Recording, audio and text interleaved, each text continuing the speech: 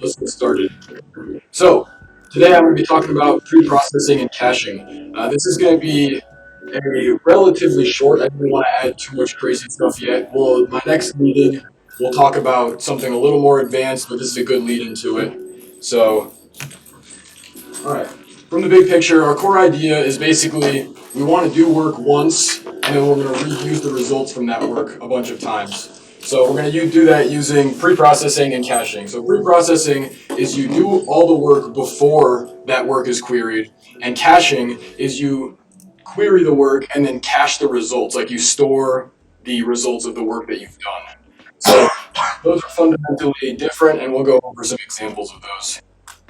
So to start with, this is a very classic example of a pre-processing problem. Um, it's going to be a range sum, right? We're going to have an array, a left and a right pointer, and we want to find the sum from that left pointer to that right pointer in the array. Pretty easy to understand how this works. If our array is 1, 2, 3, 4, 5, 2, 4, it's going to be 3 plus 4 plus 5, which is 12. And if it's 0 or more, then it's 3 plus 4 plus 4 plus 2 plus 1, which is 15. Pretty simple. But the problem comes when we need to query that thing, in this case, 10 million times. With this naive solution on my computer, it took 50 seconds to query it 10 million times. So, obviously not ideal, because 10 million is not that big of a number in the grand scheme of things. We need to be able to do a lot more than that in a lot of ways. So, how can we make it better? First, we need to notice that the array never changes throughout the run of the program. That array isn't being updated every query. It stays the same. We're just hitting information.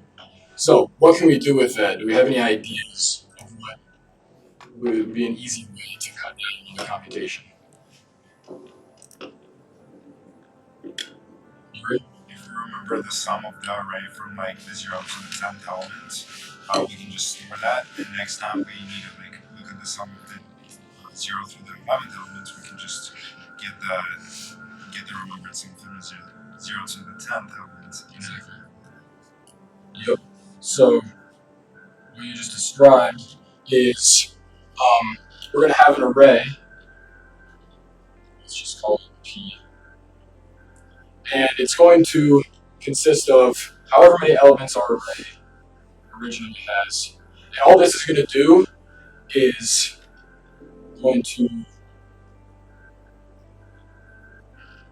keep track of the sum of all previous elements at each position. So basically, P at 2 would be the sum of P from 0 to 2, right? It just it's called a prefix sum, so it's the prefix of just keeping the sum at each element. So, using that, how do we find the sum of a range if we know what the left and the right pointers are in that range using this information?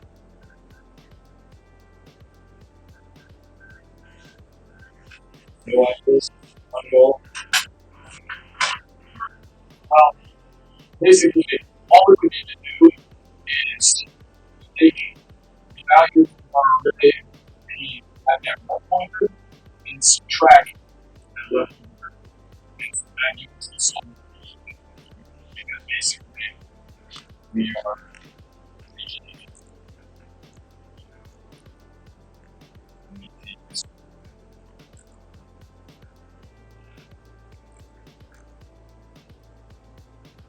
If my right is here, and my left is here, then thinking about the sum of our right and left is just the sum.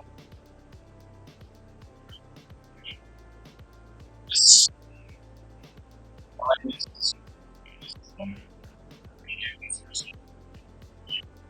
That makes sense? Just the basic concept. So implementing that in Python, The prefix array, I just called it pref, and we're just going to loop through it once, and um, keeping track of our index that we're currently at. We're just going to add the last value plus the array's value at our current index, which gives us the sum of all of our previous elements. Does that make sense? How that implementation works. So that was much faster. This took about 6 seconds to do 10 million queries, which is about 10 times faster than our last one. And can anybody tell me like the time complexity of this? If you're familiar with the concept of time complexity.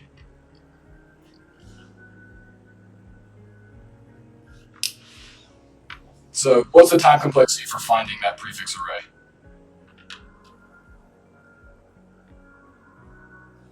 No idea, Leah? You have no idea? Maybe O of n?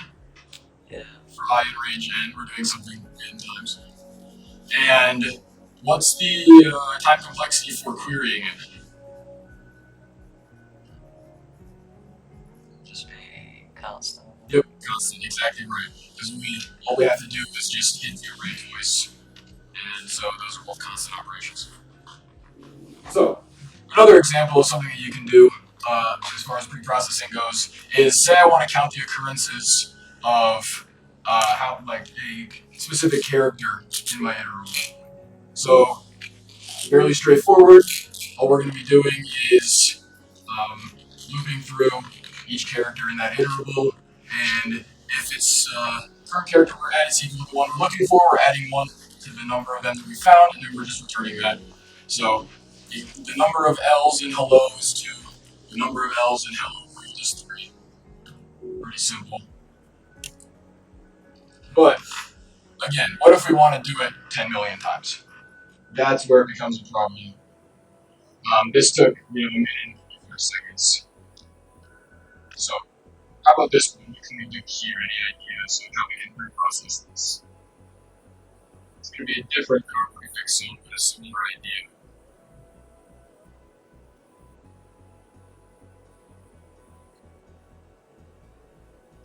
Great question.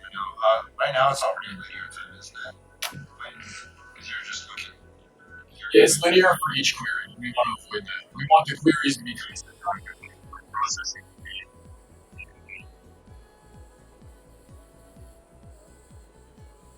The problem here is the actual isn't the initial information that opens like exactly anything. Yeah. We have all the letters, and then the letter, we just increment the correct color in our dictionary. So, what we've described is going to be storing the frequency of a character. So, we're going to loop through it once. We're going to have a dictionary for each of the characters that are in it, and we're going to have that dictionary associate a character, and then and this is the count of that character. So then, if we want to find how many times a specific character occurs, we say that if that character is in our dictionary, it is what's the value.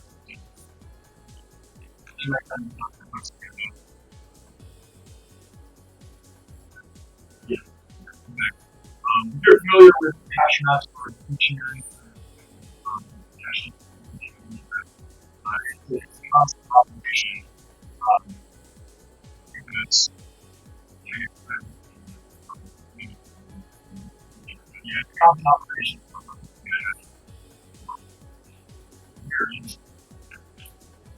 So now we're pre-processing.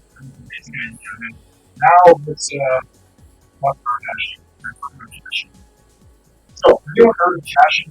We kind of described it a little bit earlier. At a high level, caching is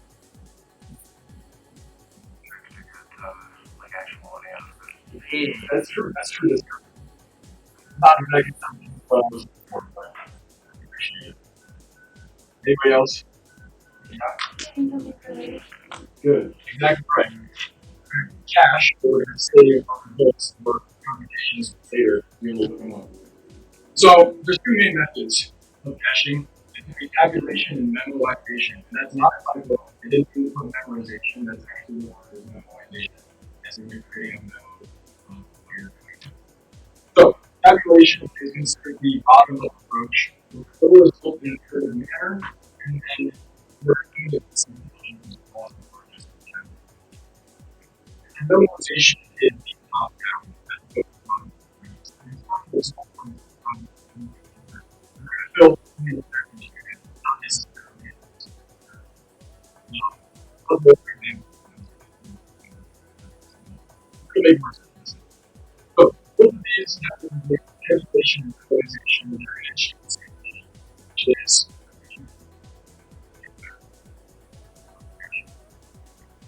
so we do things with the Fibonacci series.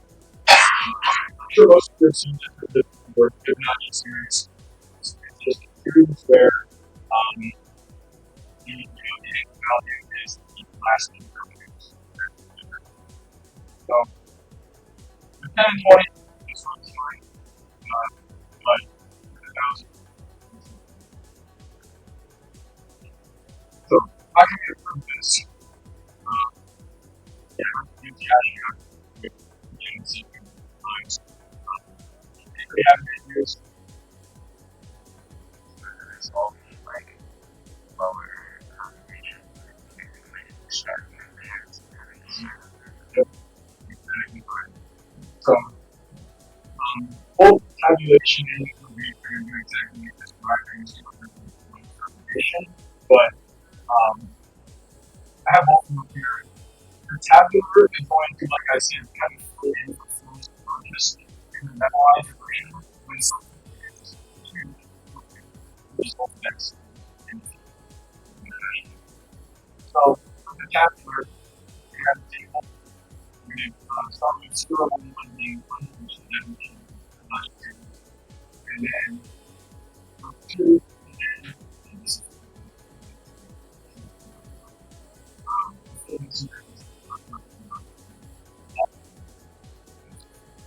so definition, so bottom bottom, and this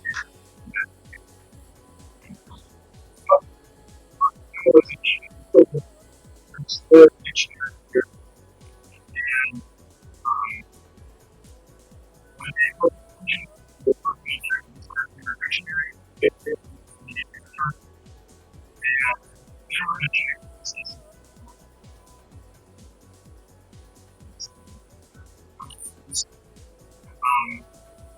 But to find this step, no patient that have abundant so called even y function, the Fibonacci function with n minus 1 plus n minus 2, and then we return that normalized results.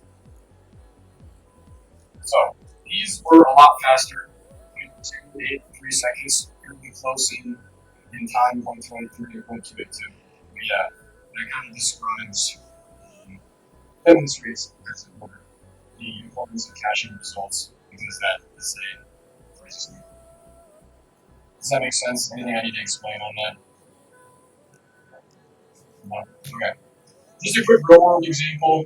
Um, just trying not to get too deep into it. It makes these sort of concepts of preprocessing and caching are used all the time within the real world. So let's take a web server and say it receives many requests that are identical. The first response is going to be slow, but that result can be cached. So then when that same request is made, they don't need the computer doesn't need to recompute that response, right?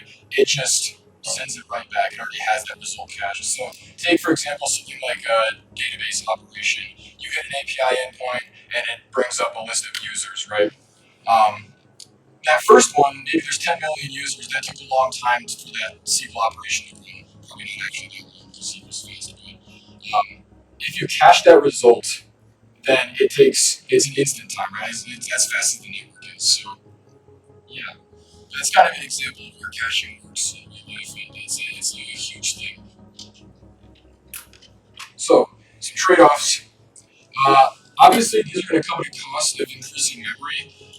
Prefix sums, it's going to be O of n space complexity. It's not much, but depending on the sort of scenario you're running in, it could be too much. If you have an array of like 10 million something, it's going to end up being pretty big.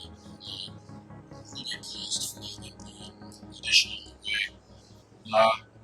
Again, caching is also going to store a bunch of states, even one that it doesn't, even ones that it doesn't need necessarily. So, common approaches like in cache, which stands for least recently used, which basically only keeps the last n results that are cached, and then stuff that hasn't been requested recently just gets left in. And check those out if you want.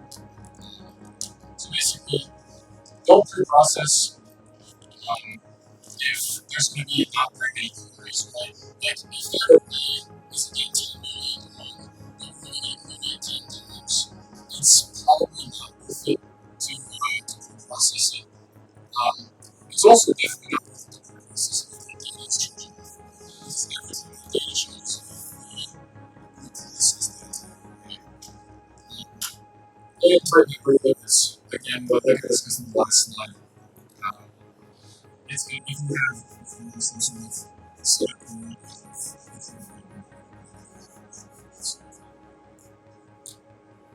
so, I have some examples of things in a contest that would like indicate that you're going to end up needing to do pre-processing cache in some way.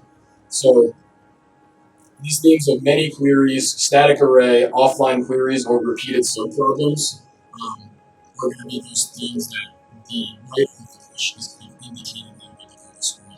Especially this many queries. The other ones are a little too overt for them to just put, like, they're not going to put repeated subproblems in the problem usually, but many queries is something that means, hey, I need to pre-process this because I'm going to be querying it a bunch of times. Right when I want to be compute. So, I have another example. This one is going to be a little more advanced usage of pre-processing, but I think it's simple enough to go over now, and if you want, then I can explain. So, say we're given a string S, and we're going to be given many queries. Our substrings S at L1 to R1 and S at L2 to L2. So, first off, just comparing each character between these two substrings repeatedly is going to be too slow. If we have 10 million queries, each of those is going to be in this case again. That's not fast enough. So we need to do something better. We need something that lets us do constant querying. So I have a little example of something that we employ often. Some of you may have heard of this before, but if not, this is a new concept. So the first thing is to somehow map the characters to numbers. So say A equals 1, B equals 2, C equals 3, etc. And when I pick a base B, and then usually choose a neutral plot, and then for the and we're going to say that a hash function is going to represent a string in that base B. So if you were to that base B, we're just going to start from the left, multiply by B, the value of that character times B to the power, um, depending on what position it is. Again, this is just base conversion. And then we'll mod that by another search word, just to make it convert because this is going to end up being huge, especially for stuff like fashion. So, yeah, we'll mod that by search one. Then we're going to build an array and the H, where H at I is the hash of our string from 0 to I. So the first I characters of that string. So if returns here, say H at 0 is 0, and then H at I is going to be this equation h at I minus 1 times b plus the current value of the character that we're at, and then take that all mod m. That's just taking the last hash.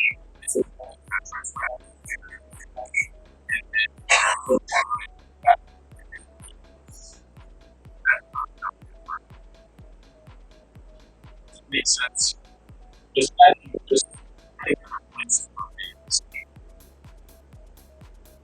and then also go through that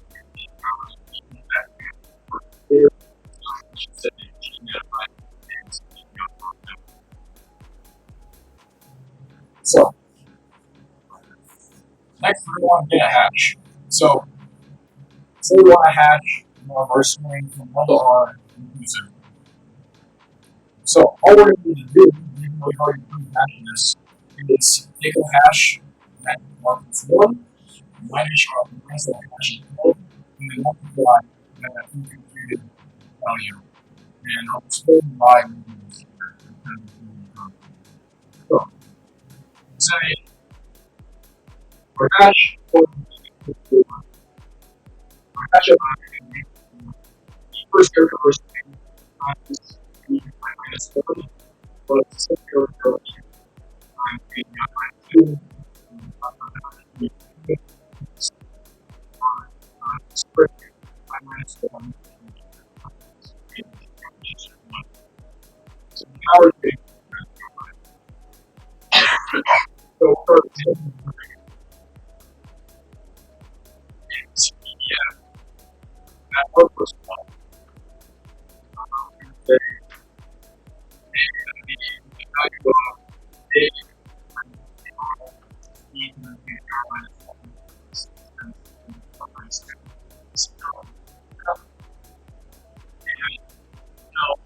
just the one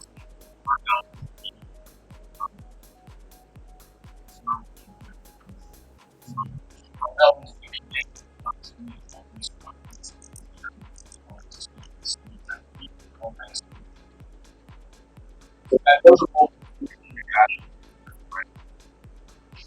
and bonds. This value wants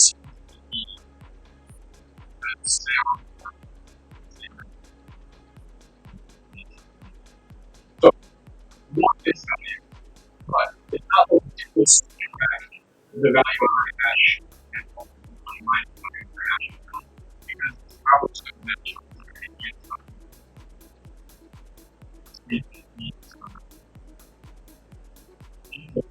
powers and minus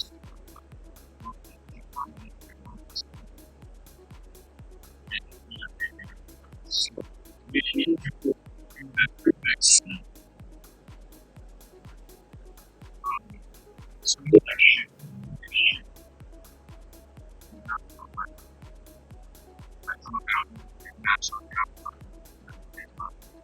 so that's our each minus 1 and output is taken so all the things that different things or minus one have to multiply this all by each one. So that basically shoots in so it's h of instead of being this lower speed to the higher speed, it's going to be dtr from these two, which means that it will cancel out those terms in our h at r plus 1. So that leaves us with exactly what we want, which is this the hash from L to R. Does that make sense? Might not be a good visualization, it might be easier to watch a video. Yeah, basically the powers are just going to end up shifting it. Yeah. Okay. So now we just have two substring hashes, and we check if those hashes are equal. And then if they are, then chances are that the substrings are also equal. Now, we know hash functions are definitely a possibility, so that's why I put probably. And there is a simple technique that we like to use to all but eliminate the collision problem.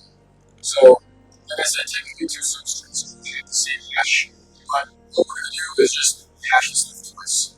We're going to it's called double hashing, and we're going to take two pairs of our base and our mod, and we're going to perform the same process that we have in H, two different H arrays and two different P arrays. And then we check both of these hashes of the substring. And if both of the hashes of these substrings are the same, then it's almost guaranteed that the hashes match. So, this is called the rolling hash technique. Very, very common.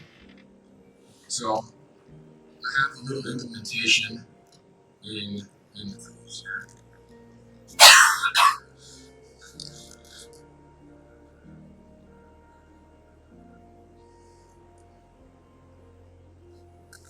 So, for a single hash, it's exactly the process I described. It's going to choose our B and our M. I chose 31 and 10 to the 9 plus 7. That's the pretty common big prime that people use for this stuff. Um, then our initialize our H and our P. Then just loop from 1 to N. Calculate our P to be the last term times B, everything keeping mod M. And then calculate our H term to be the last term times B plus the value of our current character. And then again mod M. And our hash is going to be, just as I described, H at R plus 1 minus H at L times that power to shift the entire powers over. And then again, all mod M. And it's probably pretty obvious how you would implement a double hash. It's just do everything twice. We're going to have an H, and I'm going to have an H1, and a B and a B1, an M and an M1. Different pairs, and they're going to be doing the exact same thing, except when we're checking if they're equal, we compare the hash from H1 and the hash from H. And then if they're both the same, then we've determined that they are almost certainly the same substring. Does that make sense? Anything I should go back and explain? No? Okay. It might be helpful to look up on YouTube somebody doing a better visualization of the rolling hash because it's actually a really cool and pretty intuitive concept. But yeah, I couldn't think of like a really nice way to visualize it other than just demonstrating what it is. It takes some time to figure out, but all right, that's all I have for now. I compiled a list of a bunch of practice problems that use pre-computing and hashing. They're going to be on your favorite websites. If you're a LinkedIn user, then you can do that. But anything else, CSES is a problem set that has a bunch of cool different concepts. So basically, there's an entire section of CSES, like range queries or something, and all of it is going to be dealing with processing code versus super attacks. I also found that it was solutions. They only use preprocessing and caching, I should say. So yeah, if you want to take a picture of those and look at it later, then these would be great problems. I kind of tried to order them in like difficulty. So for each of these different sections are from the different websites. It kind of goes from easy to hard. So